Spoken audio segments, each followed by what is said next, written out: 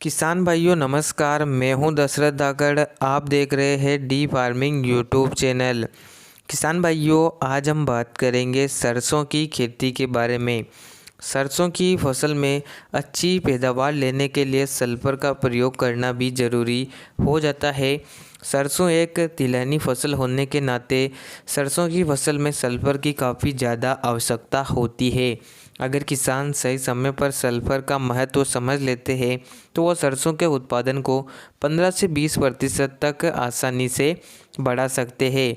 इस वीडियो में हम बात करेंगे कि सल्फर का प्रयोग आपको सरसों में कब करना चाहिए, कितनी मात्रा देनी चाहिए और क्या फ़ायदा आपकी फसल में मिलता है। इस वीडियो को आखिर तक देखते रहिए। चैनल पर नए हो चैनल को सब्सक्राइब कर दीजिए ताकि आगे भी आपको इसी प्रकार की जानकारी हमारे चैनल के माध्यम से मिलती रहे। किसान भाइयों सरसों एक तिलहनी फसल है। सरसों में तेल की मात्रा बढ़ाने के लिए सल्फर का महत्वपूर्ण स्थान माना जाता है। बहुत से किसान क्या करते हैं कि वो सरसों में डीएपी एनपीके आदि खाद तो डाल देते हैं लेकिन वो सल्फर का प्रयोग करना भूल जाते हैं। सल्फर की कमी सरसों में साफ नज़र आती है जिससे पौधा अपना विकास अच्छे से नहीं कर पाता है। सरसों में तेल की मात्रा भी नहीं बढ़ पाती है। सल्फर का प्रयोग अगर सही समय पर किया जाए तो सरसों के उत्पादन को भी बढ़ाया जा सकता है। अब बात करते हैं कि किस प्रकार से आप सल्फर का प्रयोग कर सकते हैं। किसान भाइयों यहाँ पर आपको समझना होगा कि आपने अगर बुआई के समय सिंगल सुपर फास्फेट खाद का प्रयोग किया है तो उसमें सल्फर की मात्रा मौजूद होती है।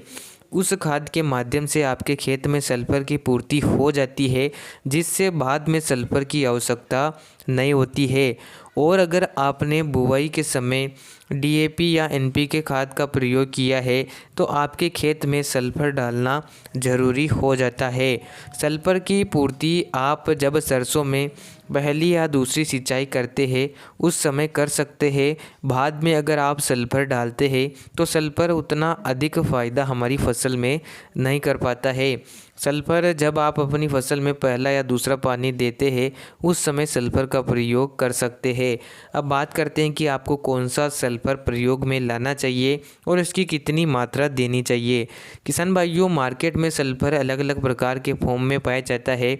पाउडर, लिक्विड, दानेदार आदि प्रकार में सल्फर आती है। आपको सल्फर दानेदार जो कि सल्फर बेंटोनाइट के नाम से आता है उसका प्रयोग 5 किलोग्राम प्रति एकड़ की दर से कर लेना चाहिए। इसका प्रयोग आप यूरिया के साथ मिलाकर भी आसानी से सरसों की फसल में दे सकते हैं जिससे बहुत ही शानदार रिजल्ट मिलता है। तो किसान भाइयों आप सरसों में अगर सल्फर का सही समय पर प्रयोग करते हैं तो इससे सल्फर का उत्पादन ज़्यादा निकलता है और सरसों में तेल की मात्रा भी बढ़ती है। तो इस प्रकार से आप सल्फर का प्रयोग कर सकते हैं। उम्मीद करता हूँ जानकारी पसंद आई होगी। वीडियो को लाइक अपने किसान भाइयों के पास शेयर करें। धन्यवाद। जय किसान।